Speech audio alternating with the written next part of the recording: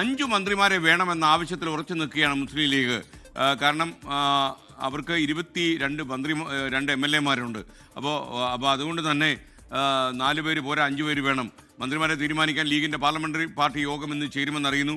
PK കുഞ്ഞാലിക്കുട്ടിക്ക് പുറമെ KM Shaji, N Shamsuddin, PK Basheer എന്നിവരായിരിക്കും മന്ത്രിമാരാകുക എന്നാണ് സൂചന. വകുപ്പ് വിഭജനം സംബന്ധിച്ച് കോൺഗ്രസുമായുള്ള ഉഭയകക്ഷി ചർച്ചയ്ക്ക് ശേഷം തീരുമാനം വരും. കോഴിക്കോട് നിന്ന് ദീപക് തർപ്പണം ചേരുന്നു. Good morning Deepak. ശരിക്കും പ്രധാനപ്പെട്ട പണ്ട് ഇവർ കൈകാര്യം ചെയ്യുന്ന വകുപ്പുകൾ തന്നെ അവർക്ക് ലഭിക്കാനാണ് സാധ്യത. എന്താണ് കൂടുതൽ വിവരങ്ങൾ? ഈ വലിയ വിജയത്തിന് പുറകിൽ ലീഗിന് നിർണായക ഘടകം ലീഗാണ്. അതുകൊണ്ട് തന്നെ കൃത്യമായ പരിഗണന കിട്ടണം. പക്ഷേ എന്നാൽ ആ പരിഗണനയ്ക്ക് വേണ്ടി ഒരു കലാപക്കൊടി ഉയർത്താൻ ലീഗ് തയ്യാറുമല്ല. ആ നിലയിലാണ് കാര്യങ്ങൾ പോകുന്നത്. നിലവിൽ 4 മന്ത്രിസ്ഥാനമാണ് ഇപ്പോൾ ലീഗിന് കോൺഗ്രസ് നൽകിയിരിക്കുന്നത്. ഇന്നലെ അത് അനൗപചാരികമായി സംസാരിക്കുകയും ചെയ്തു. ഔദ്യോഗികമായി ഇന്ന് ലീഗിൻ്റെ പാർലമെൻ്ററി ബോഡി യോഗം തുടങ്ങുന്നതിന് മുൻപ് തന്നെ ചില കാര്യങ്ങളിൽ വ്യക്തത വേണമെന്ന് ലീഗ് കോൺഗ്രസ് നേതൃത്വത്തോട് ആവശ്യപ്പെട്ടിട്ടുണ്ട്. ഞാൻ UDF കൺവീനർ അടൂർ പ്രകാശുമായി സംസാരിക്കുമ്പോൾ ഇന്നത്തോടുകൂടി അതിലൊരു വ്യക്തത വരും എന്നുള്ളതാണ്.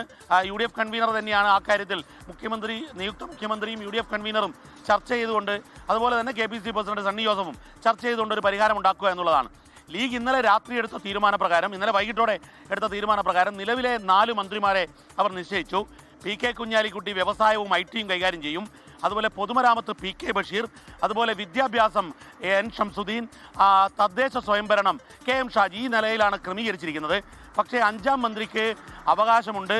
അത് പ്രത്യേകിച്ചും കോഴിക്കോട് ജില്ലയിൽ വലിയ വിജയം, ഈ പേരാമ്പ്ര പോലും LDFൻ്റെ കരുത്തുറ്റ കോട്ട പോലും തകർക്കാൻ ലീഗിന് സാധിച്ചതാണ്.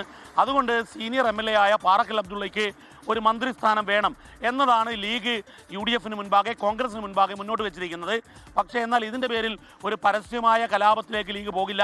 പ്രത്യേകിച്ചും മുഖ്യമന്ത്രി വിഷയത്തിൽ ലീഗ് എടുത്ത എക്സ്ട്രീം സ്റ്റാൻഡാണ് എന്നുള്ളതൊക്കെ ഒരു ആക്ഷേപം വന്നതാണ്. പക്ഷേ എന്നാൽ 5ാം മന്ത്രി എന്നുള്ള ആവശ്യത്തിൽ അവർ ഉറച്ചു നിൽക്കും. പക്ഷേ ഒരു കലാപത്തിലേക്ക് അവർ നീങ്ങില്ല.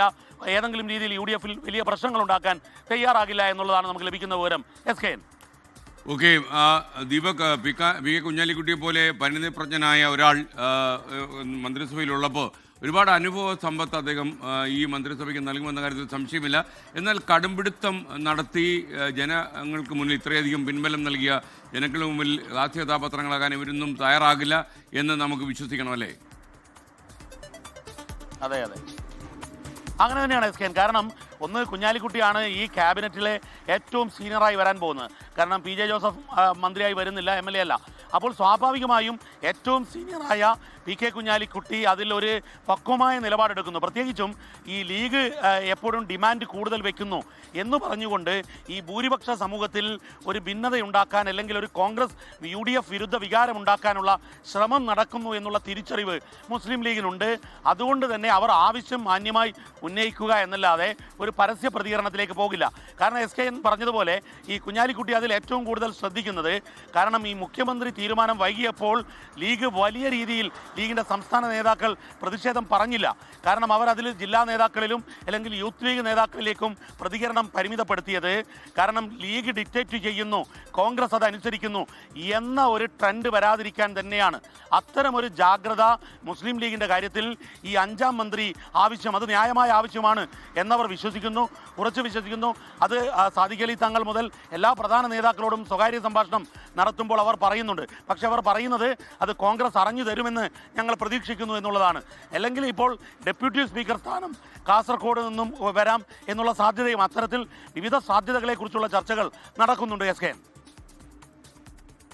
Thank you Deepak Dharmadam.